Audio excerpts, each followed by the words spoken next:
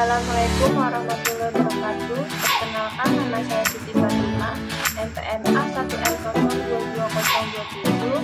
Di sini saya akan menjelaskan materi tentang ekosistem, yaitu komponen ekosistem. Nah, di sini ada dua jenis komponen ekosistem, yaitu komponen ekosistem biotik dan abiotik, di mana biotik itu merupakan bagian hidup dari lingkungan, termasuk semua organisme yang dapat berinteraksi satu sama lainnya. Makhluk hidup sebagai komponen biotik terdiri dari individu, populasi, dan komunitas. Yang pertama itu ada individu. Individu itu bila kita mengamati organisme satu persatu sebagai individu, maka individu ini dapat kita lihat, diukur, dan dipakai percobaan. Kadang-kadang organisme itu berkelompok menjadi satu sehingga keseluruhannya terlihat sebagai individu. Misalnya binatang, karang, rumput, bambu, dan lain-lainnya. Nah, yang selanjutnya itu populasi.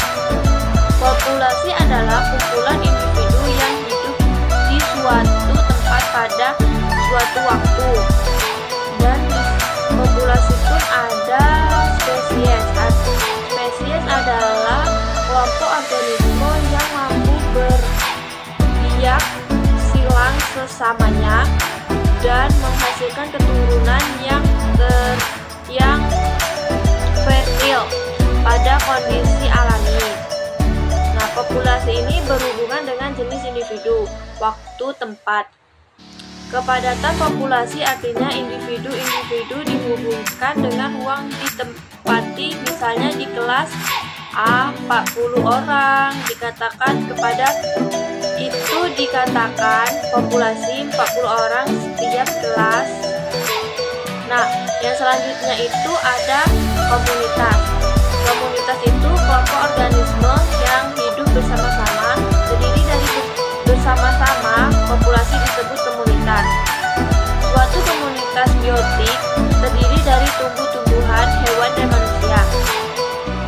Setiap makhluk hidup mempunyai fungsi dan tugas yang berbeda-beda dalam lingkungannya. Secara garis besar, jabatan atau fungsi organisme dalam suatu komunitas dibedakan menjadi 4 kelompok, yaitu produsen, konsumen, pengurai, dan detritivor. Nah, penjelasan dari produsen itu adalah penghasil terdiri dari organisme autotrof, yaitu organisme yang dapat mensintesiskan atau membuat makanan sendiri. Organisme autotrof menyusun senyawa organik dari senyawa anorganik melalui fotosintesis atau kemosintesis. Organisme autotrof biasanya adalah tumbuhan berklorofil, beberapa jenis bakteri, dan ganggang biru.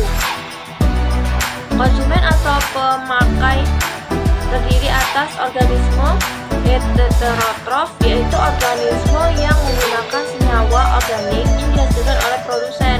Nah, termasuk ke dalam konsumen adalah hewan dan manusia. Sedangkan pengurai disebut juga perombak atau dekomposer, adalah organisme heterotrof yang mengurai produsen dan konsumen yang sudah mati.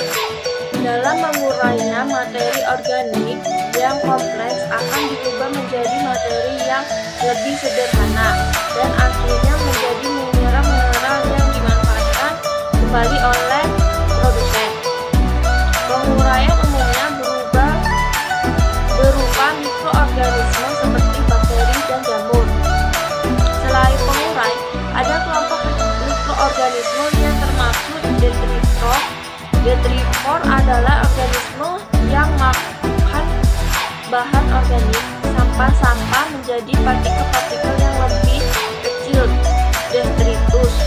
Misalnya seperti cacing tanah, serangga tanah, siput, keluing, dan teripang. Selanjutnya itu faktor abiotik atau komponen abiotik. Komponen abiotik adalah komponen fisik atau bagian tidak hidup dari lingkungan.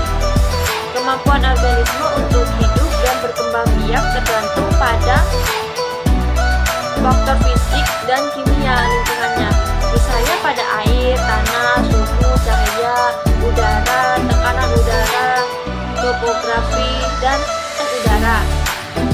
Nah, di sini nih ada air. Air diperlukan oleh tumbuhan untuk fotosintesis. Selain itu juga air berguna untuk melarutkan mineral tanah sehingga mudah diserap oleh akar tumbuhan dan menjadi kesegaran tumbuhan. Bagi hewan darat, air berguna untuk minum. Bagi hewan air untuk melarutkan oksigen. Sebagai besar tumbuhan, makhluk hidup terdiri dari air dan setiap hari membutuhkan air. Sedangkan air berfungsi sebagai pelarut zat di pelarutkan tubuh. Sebagai alat transportasi zat dan tumbuhan, mengatur suhu tubuh, tempat bereaksinya zat dalam tubuh, dan tanah juga berfungsi sebagai tempat berpijaknya makhluk hidup, juga bertindak sebagai substrat atau tempat hidup organisme. Tanah juga menyediakan kebutuhan makhluk hidup seperti unsur hara dan mineral. Suatu jenis individu mungkin tidak cocok hidup di sebagian tanah sebab tanah yang berbeda mungkin memiliki pH yang berbeda juga, kelembaban yang berbeda maupun tingkat kesuburan yang berbeda juga. Nah, di sini juga ada suhu. Suhu makhluk hidup dapat hidup dengan suhu tertentu, yaitu suhu maksimum, suhu yang paling tinggi yang masih memungkinkan untuk hidup, suhu optimum, suhu yang paling baik untuk hidup, dan selanjutnya itu suhu minimum, suhu yang paling rendah yang masih memungkinkan untuk hidup. Dan yang selanjutnya itu adalah cahaya.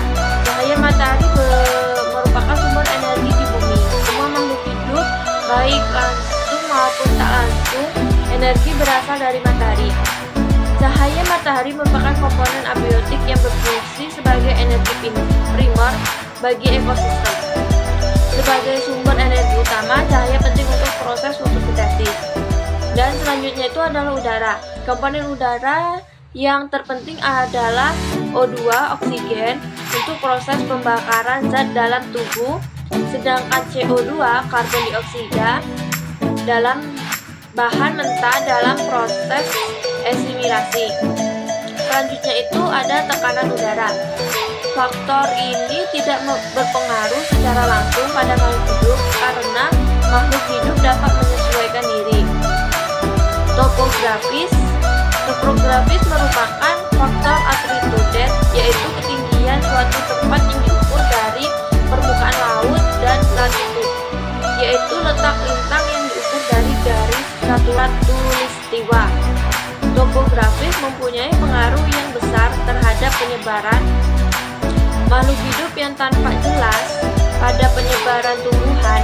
Hal ini disebabkan adanya perbedaan topografis yang mengakibatkan intensitas cahaya, suhu, dan curah hujan berbeda-beda di setiap tempat.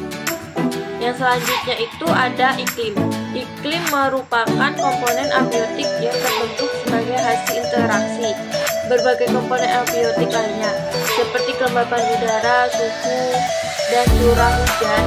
Iklim sangat mempengaruhi kesuburan tanah, tetapi kesuburan tanah tidak mempengaruhi terhadap iklim.